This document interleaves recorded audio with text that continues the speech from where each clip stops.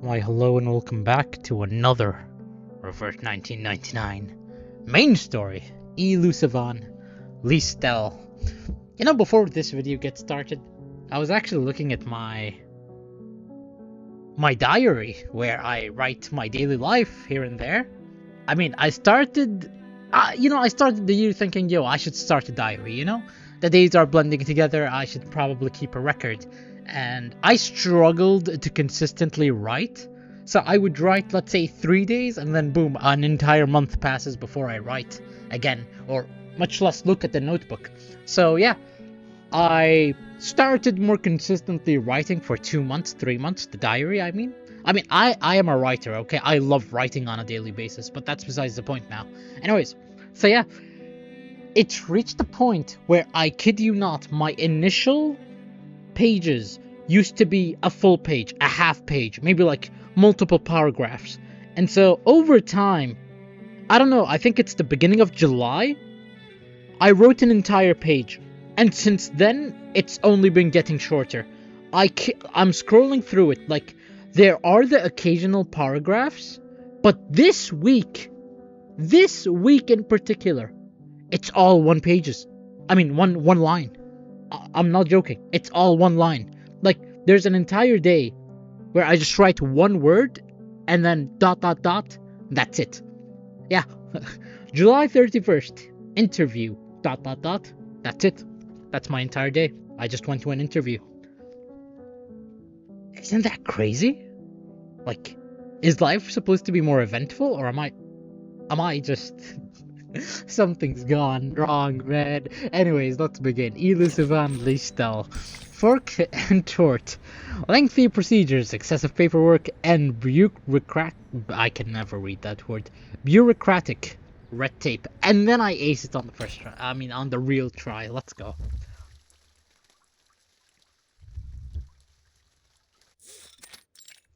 Ring Road. Let me Google, is that a real place? Here it is, the national treasure of Austria. The creamy chocolate cake, it is real. The buttery ganache, and the delicious apricot jam. Wait, is this that one area, Lusamine City from Pokemon X and Y? Is this where it's based off of, Ring City? Because I know Pokemon X and Y is based off a game a place in Europe. I just didn't know where. It would make a lot of sense. Actually, no, that's based off Paris, isn't it? Never mind, I take it back. Created by the ingenious apprentice Franz Sacker in 1832, renowned throughout the world. The dessert of Vienna, Sackertod. I kind of forgot that we left the old granny. I'll do that in a moment. My first time seeing a real one. At the cafe's entrance, Marcus's fork holds reluctantly over her mentor's little gift. Isn't Marcus a girl? Is Marcus a guy's name? Or am I just... I'm so used to hearing Marcus from Fire Emblem. And that guy's a guy. Like, he's an old man, so... I'm so used to it. How should I cut it? Being a man's name. If I cut straight, the cake will get mushy. If I cut sideways, I'll miss out on the apricot filling. Just eat the entire thing in one bite. What if I eat it in one bite? No, how unrefined. The director would scold me for that. Come on. I have to think carefully. There must be some other way. Remember all your training, Investigator Marcus. This is the most important moment of your life. Don't get too excited or you'll ruin it. What's wrong with getting excited? Then the fork falls. Oh no. As Hoffman cuts the Sacratore in two with calculated precision. No, nothing. Thank you for deciding for me. The cake rightly is a national treasure, soft and layered with apricot jam. It is consumed in mere moments. What was it here's, Marcus? Man. That thing, Hoffman's eyes. It is looking so lifeless. Man. Poor Hoffman. The cake is way too sweet. The cafe bustles with others coming and going. as Hoffman checks her watch now for perhaps the 15th time in fewer than as many minutes. According to the plan, the head of the Vienna branch would pick us up and guide us through the necessary procedures of this era. But our train was 2 hours late. That being the case, our Mr. Carl should have been waiting for 2 hours, but so far there is no sign of any gentleman in the Foundation's uniform. So Mr. Carl is also more than 2 hours late. A clever deduction. Let us hope otherwise. I'll go check if he got here before us. The mentor steps out from under her umbrella's shadow and heads into the cafe. Left behind, the apprentice looks around aimlessly. She catches a few key words. That island is a secret base of the Dual Entente. That's why the Bulgarians are so anxious. They're worried about their exit on the Aegean Sea. A friend of mine is in the Navy. He saw a ship leaving the harbor loaded with gold. War is coming, friend. No. How does that explain the arcane creatures over there? I'd say it's never been discovered before. Like the Celtic Otherworld. You know, the heavenly land beyond the sea in Bran's legend. Do people just discuss this in public so normally? I mean, I sit at cafes all the time. Never mind the fact that I listen to music in that time, but, you know, usually when I overhear people, they're not talking main story. They're talking, yo, little Timmy is being naughty, let's punish him when we get back home. Or something along the lines of, oh my god, I am a sorry, I need to do that again. Oh my god, I'm a Kim Kardashian! Or something of that nature, you know, it's never just basic main story, it's just...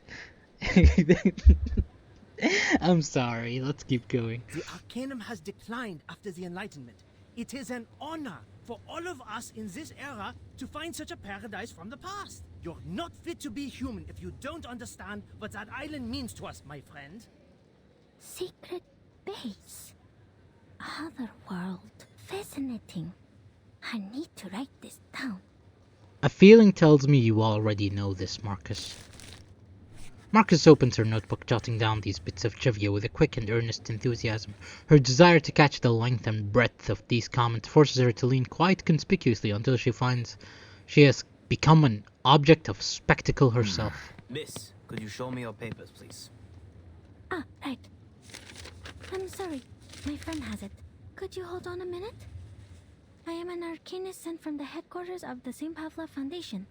I have a letter of introduction from the head of the Vienna branch. Arcanist? Then you come with us, miss. Hands up and be quiet. Well, isn't this amazing? You're black? Come with me. Bring over the golems! We have an unregistered arcanist. Golems? Huh? Hoffman's attention is drawn to the commotion unfolding outside the window. Sir, please listen to me. A single misstep causes a mistaken interpretation, a sign of defiance. Enough to compel these loyal city guards to fulfill their duty. That's funny. Don't let her get away! The racism, am I right? Arcanists, guys. Man, every chapter they gotta remind us of racism. Okay. I didn't check the level of these enemies. I hope this isn't too difficult. I genuinely hope. Take it easy. I know them all, and this is an That being the case, the enemies have a mix of elements, so that's good. Try for free. Try for free. They took no damage. Well, this is looking very pleasant. Hey, I'm Miss Bloodstone. Alright. This guy just randomly gave himself a shield. Oh well. We might as well just burst down this guy then. I hear something. Since he's gonna double attack, and we have elemental advantage over him. And there you go. Gun. That barely broke the shield. Okay, seems like this guy just gets a passive shield every turn. Okay, that makes sense. Sure, I'll double gun. I hear something. It's one wave, so it's probably not a big deal.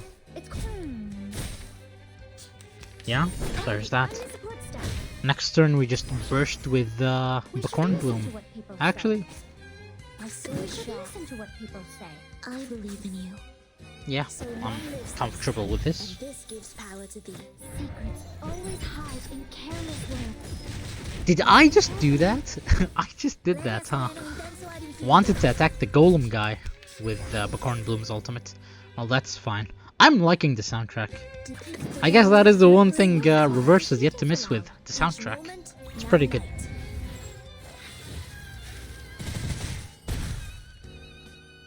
Flying handbag for only 3,000 favorite aunties. Agents have guns.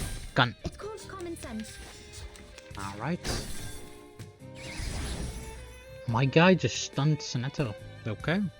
Take it, man. Take it easy. That should be that. Yeah, maybe I should level up my units more. A little bit hot. Gotta here. proceed with the levels faster somehow. Stay low profile. I don't want. What is happening? At ease, gents. Allow me to explain. This respectable lady is most definitely not a Russian spy. Oh! Right, we're back in the days where everyone and anyone could be a Russian spy. Right! Huh, I kind of forgot, guys. I'm 1,000 years old, and actually, my memory, it's a little jumbly. A portly gentleman with a handlebar mustache hurries over, his forehead glistening with sweat. Ah, Miss Hoffman! So, this lady with the big case is your assistant? No spy would be stupid enough to carry an entire case of papers in public. So will be all, gentlemen. The guards offer their salute before ushering the golems back to their posts. Hoffman's face is a picture of awkwardness, one that could mark a new entry for this exact situation in the next field mission manual. The gentlemen in Vienna have become exceedingly sensitive after the infamous espionage cases of 1913. And their pride was almost destroyed by the Redl case. The man was even head of counterintelligence, and had a sexual orientation not tolerated in his time. Well, I'm not sure which of the reasons hurt them more. Sorry, Marcus. I should have told you that, as your supervisor.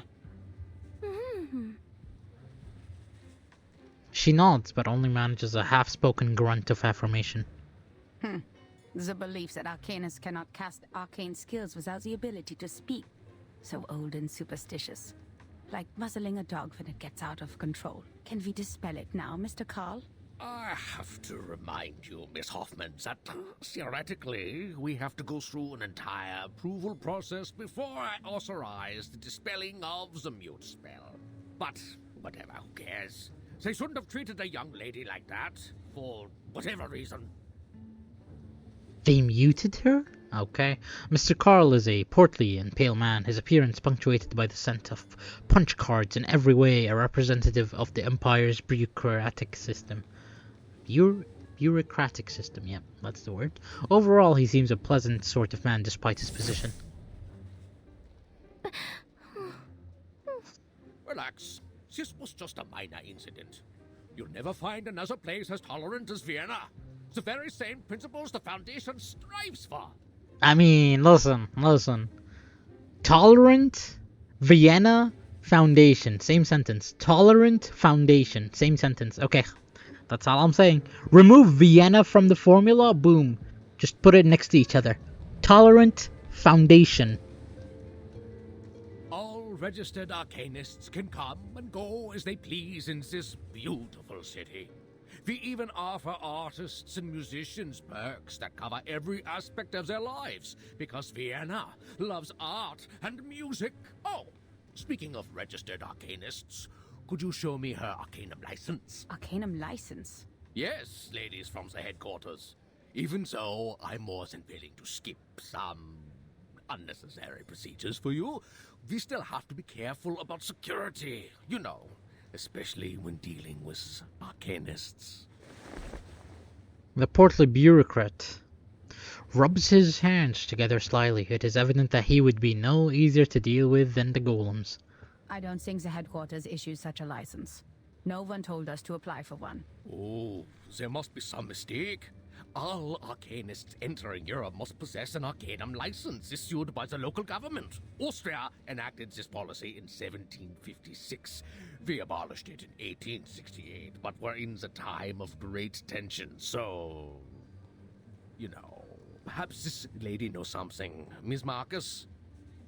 Yes? You are an arcanist, even so you're sent by the headquarters, correct? Show to me then. Your arcanum license.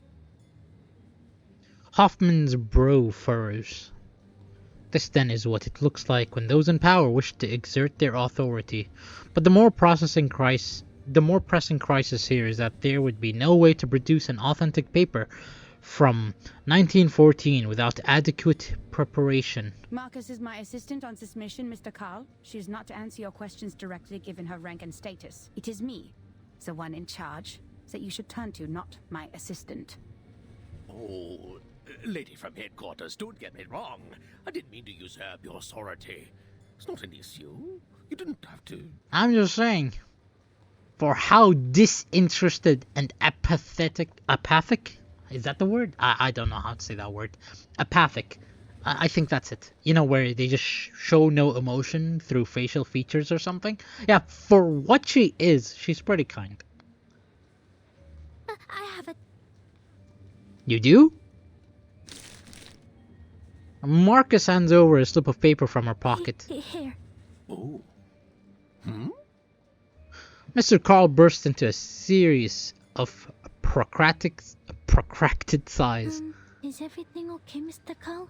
Is it not acceptable? Oh, yes, it's a perfectly good license.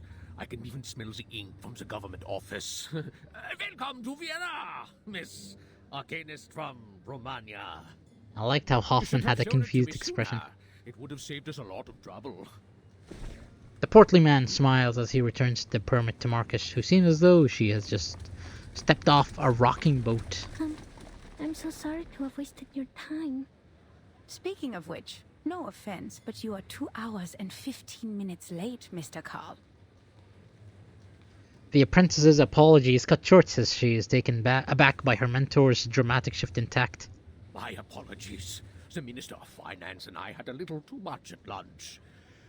Well, your train was late too, wasn't it? You were having lunch when you were supposed to be here.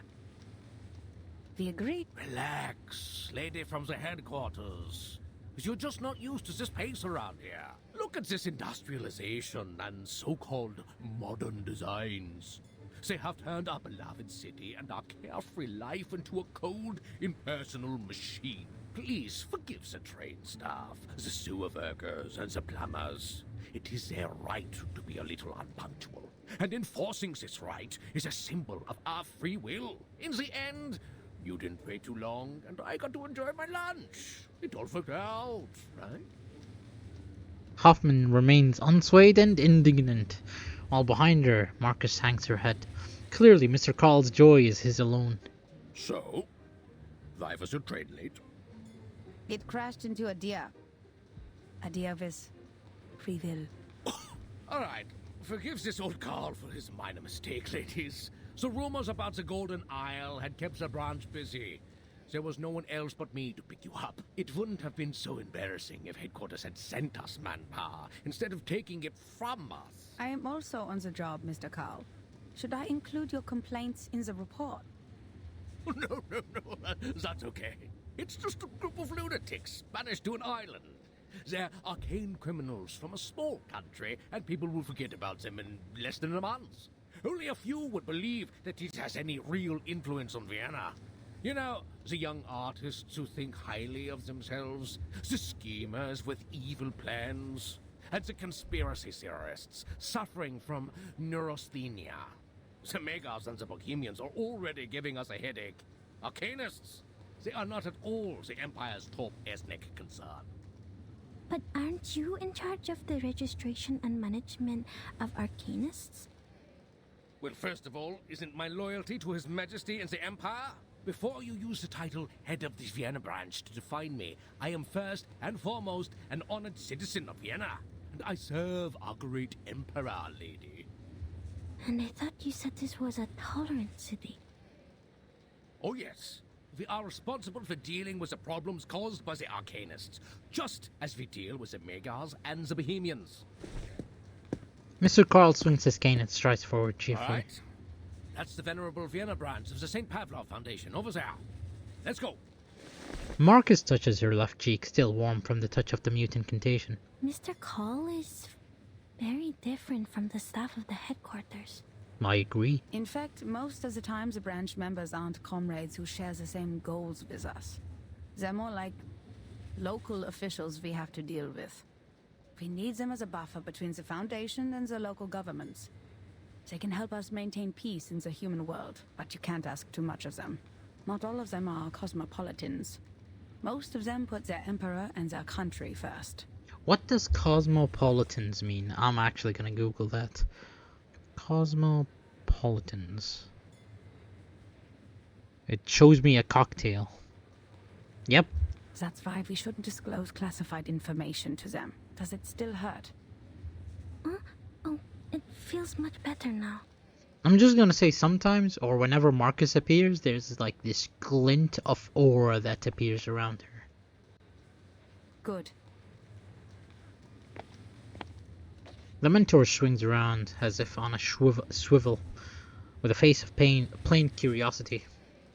Marcus, did you already have that license before you joined the Foundation? Yes. Austria abolished that policy in 1868, but Romania did not until 1913. I carried it with me out of habit. Thank goodness I did. This is indeed the era I'm from. That time has returned.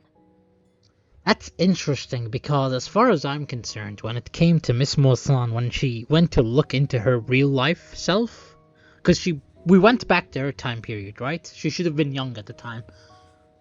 She found no records that such a person existed, and now you have Marcus who just showed that paper, and I'm surprised the paper survived, honestly.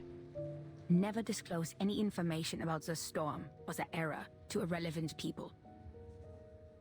The apprentice halts her speech, cowed by Hoffman's warnings. Put away your license. We need to catch up with Carl. Remember my words, Marcus. Never trust anyone, even if they're a branch member of the Foundation.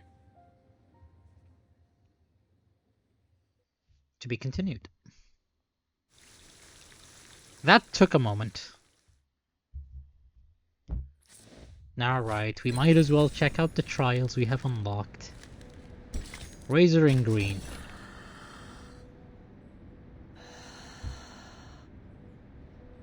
The doctor interpreting dreams. Oh, you're here? Not a good time. As you can see, my eyes are barely open. You know, I'm gonna talk about my dreams since you're talking about a doctor interpreting dreams. So actually, hold on. Let me open my my good old trusty journal. Hold on. Or my diary. I don't even know what I call it at this point. Okay, July 23rd. Here's what I wrote for the entire day. Nothing. Literally. Gorilla dream. That is all I wrote on July 23rd. And so I was playing with my friends, right? And I don't know, we were in Minecraft or something, and we were in the Nether. Now, two of my friends went somewhere. One of my friends was in my general direction, and I don't know, we were sprinting from something. And then eventually I was being chased by this new mob that Minecraft added. Well, I say new, it's technically old now, but it's still relatively recent with how old the game is. It's like these big pigs from the Nether in the recent update. Anyways, so that thing was chasing me, and I had to, run really far, and eventually I came to a stop, and I had to, throw some blocks just to, cover myself, and then I had to kill it slowly, but I did kill it, okay? I killed it, and I won triumphantly. But that triumph, that feeling didn't last for long, because as soon as I killed it, I heard this primal cry of a gorilla, and to say my heart wasn't beating is an exaggeration. I mean, an under-exaggeration. Because that thing was running straight at me. But it was pixelated. And, yeah. It stopped at the blocks. And I was like, thank God it cannot just, walk through blocks. Or just pick up blocks. Or break blocks. Or something of that nature. And so, I look around. And this gorilla is, like, pretty angry at me. And here I realize, damn. I'm trapped in a bar? ? A prison ? So like, In front of me is a bar, but if I look to my left and right, I'm clearly in a prison. So for me to leave the prison, I would have to break the blocks that I placed. And so if I break the blocks that I placed, that would give access to the gorilla to come attack me. And yeah, I was just looking at the gorilla, and the gorilla was standing there like a watch guard. But it was angry at me still. And so I go to one of the prison doors, I open the door, and sure enough, there's a guy there. Now, it's gonna sound so wrong, but that person happened to be black. And so I pull that black guy into the gorilla's view, because, like, I don't know, I had a hunch, you know? Because that black guy didn't want to be seen by anyone, but I was like, hey, you know something about the gorilla, don't you? And he was like, yes. But, like, again, he's terrified, you know, at the mention of the gorilla. Which, fair enough. If he was escaping from the gorilla, I'd understand.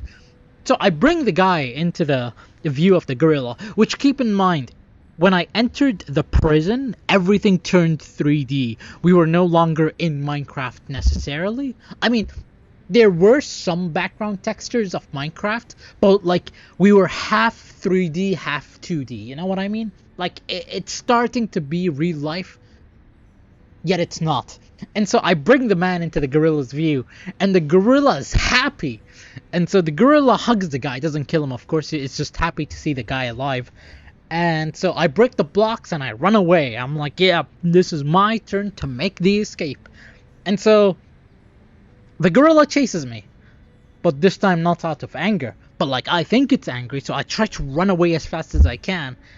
And so we make it out of the digital world. We're out of Minecraft. Now we're in real life. I spawn in a bathroom stall. And so I open the door of the bathroom stall, and to my right, my friend opens the bathroom stall, the guy who came my general direction, and I'm like, hey, that's my best friend. Thank God you're okay. And then the third stall opens, and nothing would have prepared me for a gorilla to come out. And I'm like, hey, isn't that the same gorilla from the prison? And so I realize we're at the mall, and it's kind of getting late, and we kind of need to leave, you know? I don't want to be here anymore. And so the gorilla's like pleading for some reason. And then I realize, yeah, you know, it kind of makes sense. If we were to leave the bathroom and the gorilla were to be spotted, you know, I'm just saying, it's likely a police officer shoots the gorilla or something of that nature. So we decide, hey, let's bring the gorilla with us. So let's go save this gorilla. So we start a stealth mission where we sneak around the mall and somehow we avoid CCTV footage and all that stuff. And we escape to the parking lots. And so we run into a new problem. There's a cop car, and the cop car is really close to my car. And so the cop car is moving around a bit, and it's coming our way. So me and my friend just hide behind something, and we're like, okay, yo gorilla, hide. And so the gorilla does a Tom and Jerry act where it goes to a pole and it hides behind the pole. My guy, that hides nothing. But to our luck, a car crash happened in the parking lot somehow, you know, because it's very common. Crashes in a parking lot where people don't even have their cars turned on. So the cop car goes to the car crash, and we're like, hey, we actually kind of got lucky. You know, never mind the fact that the cop car literally passed by us to get to the crash. So we go to my car. I enter, my friend enters, and I'm like, you know, I don't think a gorilla fits here, but let's try, you know, let's try. I'm pretty sure he'd smash the car. I'm pretty sure the car would not run because the gorilla's too heavy or something of that nature, but I'm like, hey, let's try. We've made it this far at this point, you know? And so the gorilla shakes its head. It just knows it won't fit. And then straight out of GTA, it opens a random car and just turns on the car. And I'm like, huh? A gorilla just knows how to turn on a car.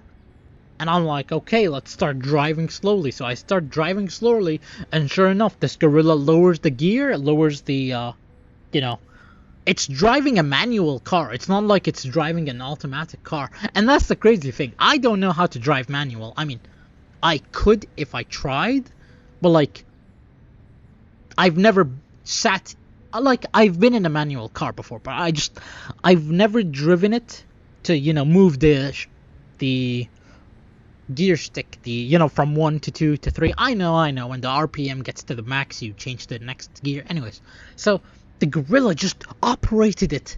Like, bro, I don't know how to operate it, and the gorilla's operating it. And so we just drive out, and the gorilla thanks us for helping it escape, and it just drives the other way into the wilderness. And I'm like, huh, if this were real life, maybe I'd be worried.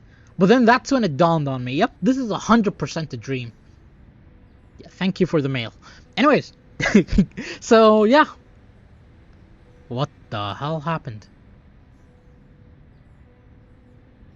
Where the hell am I?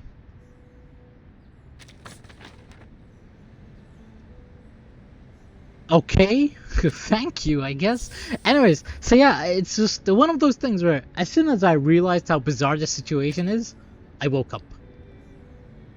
And we're stuck in this. I'm stuck. I can't do anything. Hello, Marcus. No, I remember you. You just don't look familiar as a chest piece.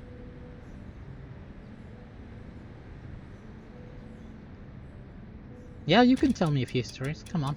Back on the island, I used to read lots. To the lighthouse, the waves, and the ghosts that roamed around. None of them were anything like you.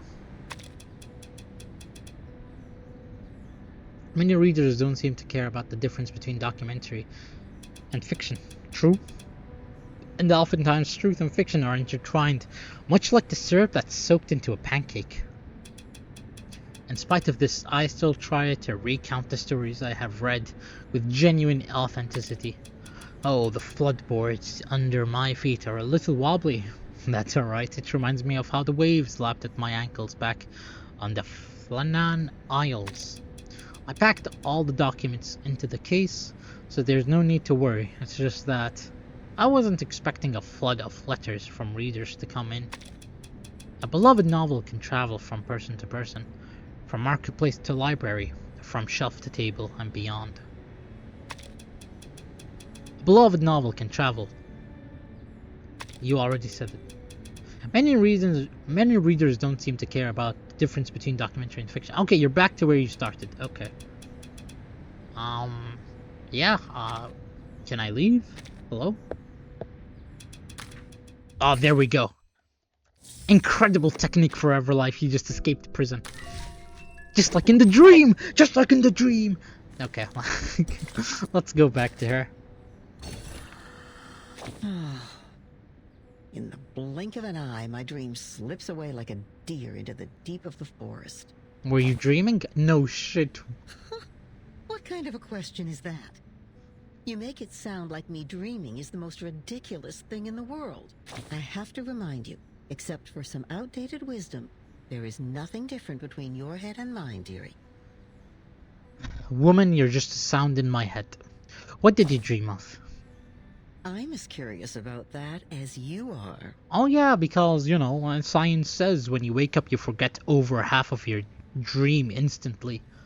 Yeah, you recalling parts of your dream, that's not real, You already have forgotten over half of it. You could always allow me to return to my soft bed to try to summon that dream again.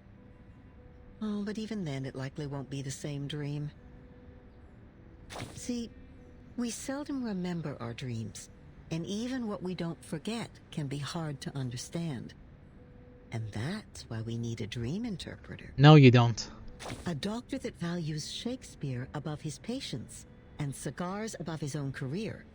A doctor like Sigmund Freud. Yeah, can he explain my gorilla dream then? He lures out forgotten memories from your past through a technique called free association. Through this, he can reveal what makes you who you are. All you need to do is to lie on the sofa and spill out your thoughts like old milk. Once you do that, your mental health will surely improve. The sleepwalkers stop falling out of their beds, the hysterical go back to their sewing. With enough time, maybe Nietzsche could write a comedy.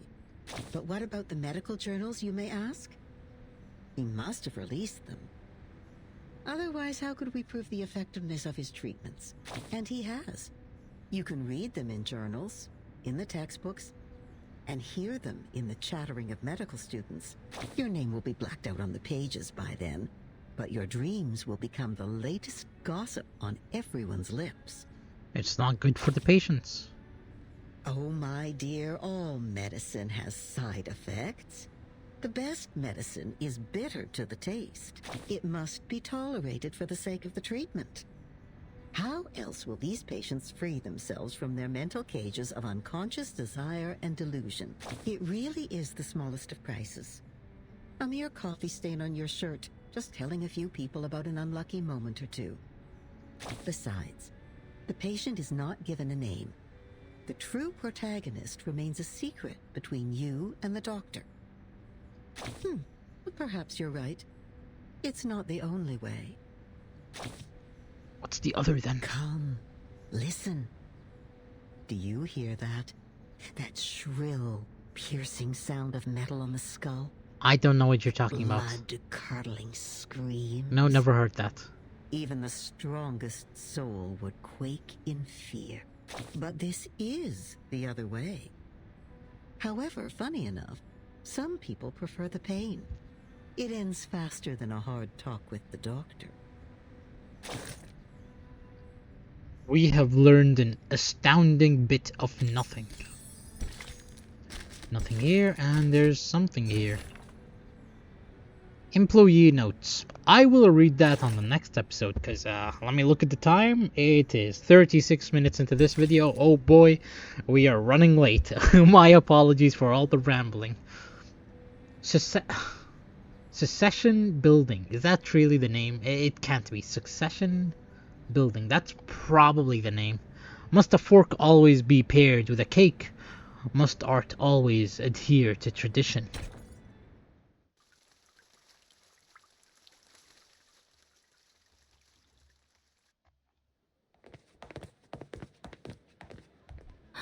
So this is the Vienna branch? It's splendid. Look at the walls, simple yet elegant. It's like a temple of modern art. I can Aura. read the contrast between different shapes and textures. This Mr. Ulrich must have put so much effort into the design. It must be a very pleasant place to work at, Mr. Call. Oh, no. This is a Secession building. Another meeting place for the young artists to show off, other than the cafes. They said they wanted to break away from traditional art. Well, it's more like they're breaking away from human life. There's nothing to like here. Only inexplicable paintings and neurasthenic lunatics. But people keep coming back. There are even secession groups to the secession. Like cells dividing through mitosis. So it is Secession, okay. And here I called it Succession, which I guess there'd be a U somewhere. The entrance to our venerable branch is on the left. Please follow me. A massive golem stands at the door, towering over the approaching trio. Notice the guard? It's the most loyal and reliable knight of Vienna, powered entirely by arcane ritual. The greatest achievement since the revival of Arcanum in Europe. In 1662, a royal magician from London offered it to the Emperor at the time.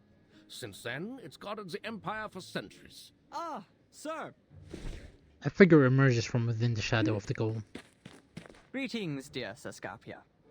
How is your son Tamino? I hear he's not getting along well with his fiancée. You move your hand too much. He's a strange one. What's he doing standing in the corner like that? My apologies, Miss Hoffman. Please hold on. Terrific, Heinrich! Just as terrific as your pathetic art career! That's great! Best wishes to you, Saskapia. Oh, my apologies. He stands in the distance, giving a nod towards Hoffman and Marcus. Greetings to you, Angelotti.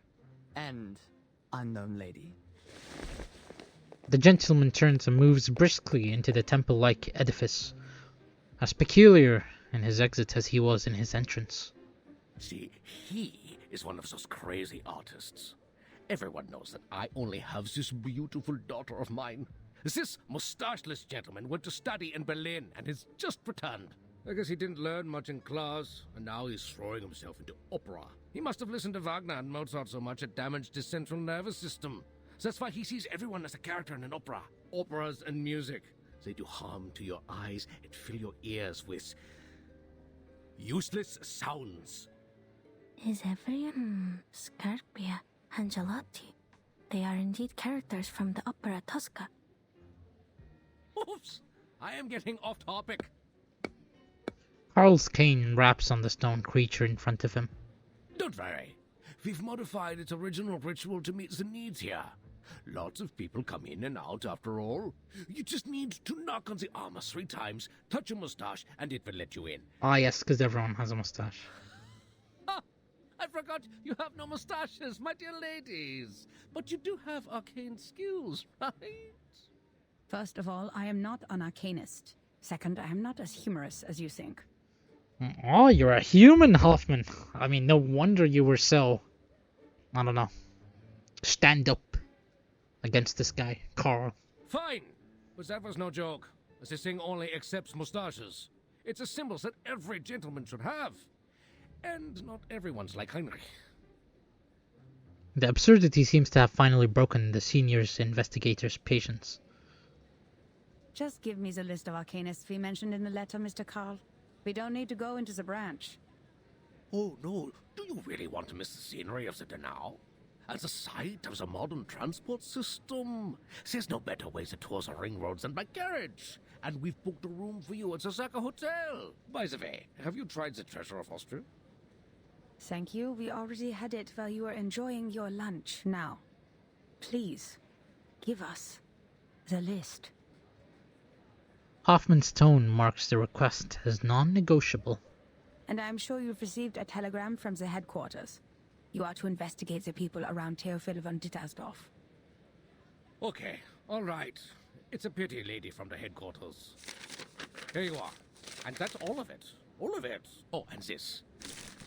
2 tickets to the Vienna Royal Orchestra. Please give them to Mr. Richard, and when you see him, send my sincerest regards. Hoffman stands still, maintaining a distance. Politeness. I will. Who's Mr. Rickard? The contact between the Foundation and the Vienna branch in 1914. A phantom of history. At that time, people still believed the golden age that had begun with the last generation would continue as it should. And that their positions in government would be as unshakable as the long-standing empire. Hoffman nods, watching as old Carl taps his cane and strokes his beard before disappearing into the corridor opened by the golem. Shoot, it won't let me in. You're not joking, are you, Mr. Carl? I am not. Darn! What is going on? Is this thing broken? Oh, no, I'm stuck. Oh, my belly. Oh, I had this suit custom made in Paris. The ancient knight awakens in a slow stir, shaking off a heavy layer of dust as thick as a Viennese title. What on earth is going on? Why is the defense system activated? A comical voice emanates from within the statue, lilting and quick like a rubber ball bouncing around inside the hollow frame.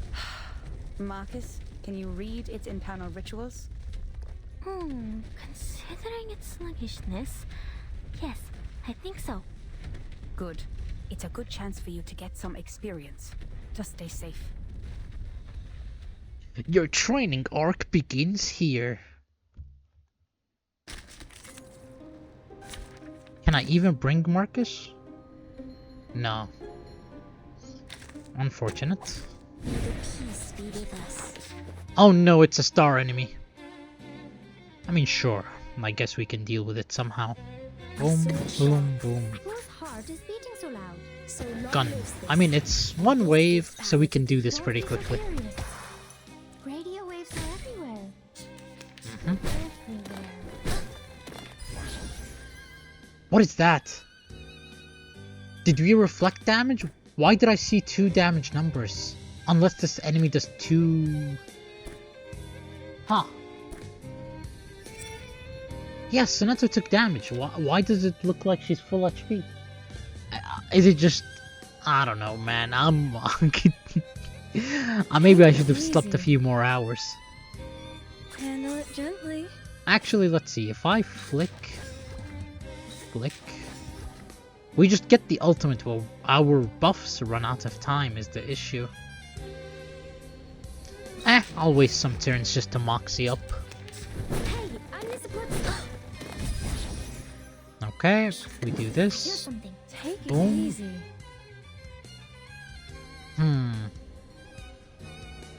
That's the issue. We don't get enough for a Moxie. I mean, enough Moxie for someone else.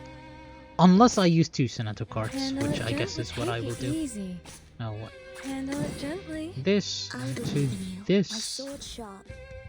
A little bit hot Bonk. here. Bacorn Bloom is gonna ultimate the guy in the back. Eesh, that damage is... it's looking sad by the minute. Okay, let's randomize cards, because we want the Soneto buff, obviously. That's a good one. Alright, boom. Boom, boom. We can use the Eternity of Moxie after. That being said, I don't appreciate the enemy getting a shield every turn. It just... I don't know, it just slows down the pace of the battle. Given that we're not even doing big damage numbers in the first place. Okay, enemy's bonking us. Bloody crush. Now we do double gun. The ocean dried and I'm alone again. Bonk. Agents have guns. Gun. It's Gun. She's dazed, which we've seen before. Unfortunately, that means she can't use her Moxie. But that's okay.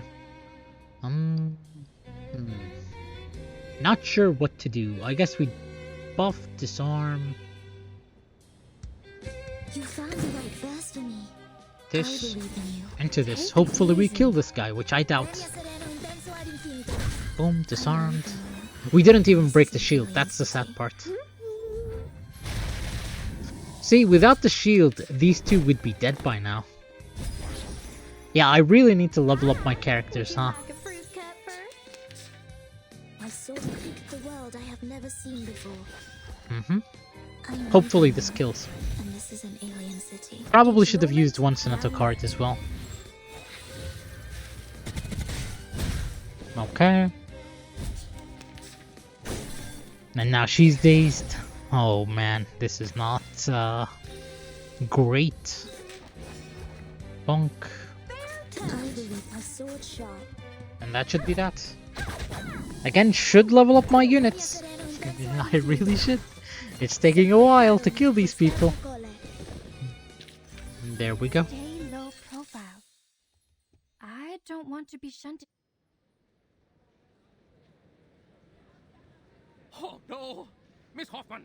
These columns represent the spirit of the Vienna branch. You shouldn't be so violent! Adapt, improve, and advance. Arcanum should be kept up with the times, not lock itself away in a museum and wallow in the good old days. There was something visibly wrong with this thing, and we were rightfully doing our job. If you have any concerns about this, I'll include them in the report. And I should remind you that you've spent too much time on your free will.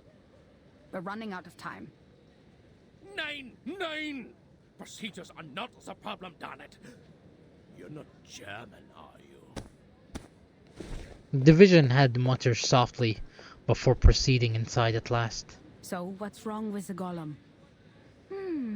As Mr. Carl said, its structure is simple and yet incredible. The malfunction comes from one of the components. There's an extra stroke on the enchantment. These strokes look new. I guess the staff made a mistake when they did the maintenance or repair. Now it's that Arches 2 passed by.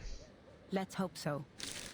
Now take a look at this before Mr. Carl comes out. Several days ago, a member of the field agent squad found a painting that was reported in this magazine, The Pan. It belonged to Teofil von Dittersdorf, a deceased artist from Vienna who committed suicide. Its name is The Salvation, and it was found along with a poem. The poem mentions the doomsday, the reversal of time, and the rain. Is that The storm? Salvation and rain. It sounds so... Yes. And given the sightings of Manus leaders in Vienna, we believe Theophil came into contact with Manus leaders before he died, and probably learned the truth of the storm and the method of salvation. This was how Manus Vindictae recruited arcanists in 1929. If he knew the method of salvation, why did he still kill himself? Marcus takes the magazine with ready curiosity, looking at the small clip section. Afters was ist das Beste und Wunderbarste für den Mensch. Die Rede, wo der Mensch nie geboren wurde, sagte er. Ich betrachtete ihn, den Ring des Lebens, den Ring aller Leben. Deine Hände formen den Ring, und das Urteil wird ausgesprochen. Am jüngsten Tag, in der Dämmerung, wenn die Geschichte verblasst. O Welt, sein Kopf beißt sich in seine Füße, seine Knie berühren seine Nase. O Mensch, sie bewohnen die Erde und warten darauf, dass der Himmel fällt. Gestern wird zu morgen. Morgen verwandelt sich wieder in gestern. Wer wird im Regen verschwinden? Wem wird das ewige Glück gewährt? Die Gnade von oben und diese Lehre, das Aufhören der Existenz.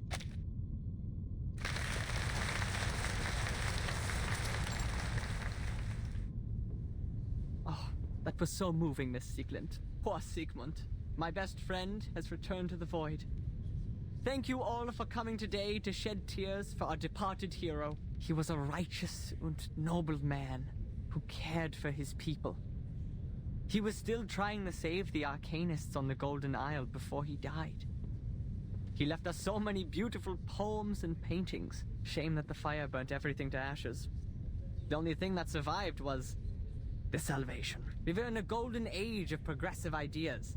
We believed the Enlightenment would make ignorance history and lead us to paradise where everyone would be saved. The barrier between Arcanists and humans would be removed. In Vienna, that tolerant city, we would stand together hand in hand, back to back, reliving the intimacy we once shared when we first came into this world. Oh, world. Its head bites its feet, its knees touch its nose. But the reality is, the survival space of Arcanists is shrinking. We tried to speak up in our own language, but that only makes us strangers in our own land. That's why we have decided to exhibit Sigmund's last work. Not only in memory of the deceased, but in memory of his noble spirit, his sincere concern for his people, and his scrutiny of this tragic world. The people gathered, nod their heads. Some of the women begin to weep softly. There is no need to be sad, my friends.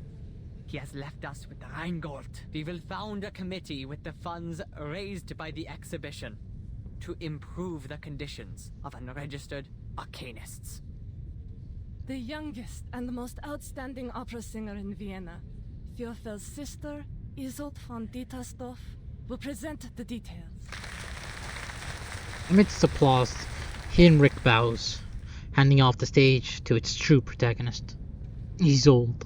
She takes a graceful step forward.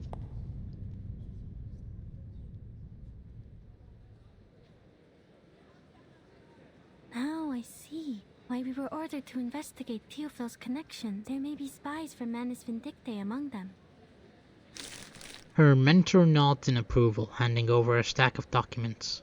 I know the Vienna branch has a lot of bureaucratic problems, but we need their help to carry out the mission in this era.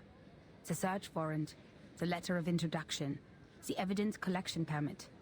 They've provided us with all the official documents we need in this era, as well as a list of all the Arcanists in Vienna in 1914.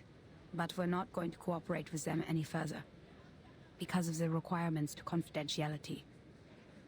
We'll only need manpower from them in the following operations. Marcus replies by opening the thick Register of Arcanists desperate to prove she hasn't gotten distracted this time. In case you spend a whole day on the A section, Marcus, we're looking for Teofil. Starts with a T. How did you know I was starting from line A? The apprentice droops her shoulders, sinking back into the book. With the help of her arcane skill, she easily finds the information that Hoffman seeks. It says Teofil belonged to a group of artists called the Circle. They often gathered in the Secession building. Madam Hoffman, I think we can make contact with them one by one. Yeah, you would make that contact if the world in its entirety weren't shaking from its very fabrics. What's happening? I sense strong arcane fluctuations over there. Her eyes center on the door of the Secession building. I think it's a ghost? Oh no, it's Isolde's brother come back to life.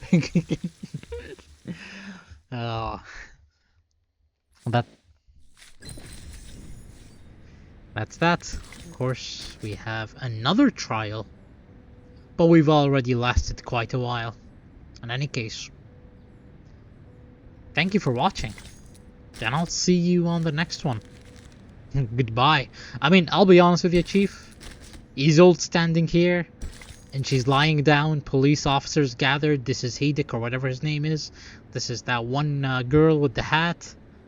And this is Marcus, and this is Hoffman. Yeah, well, we're probably just gonna enter and find Isolde on the ground. Maybe the ghost is Isolde. Maybe it's not even her brother. In any case, thank you for watching. And I'll see you on the next one. Goodbye.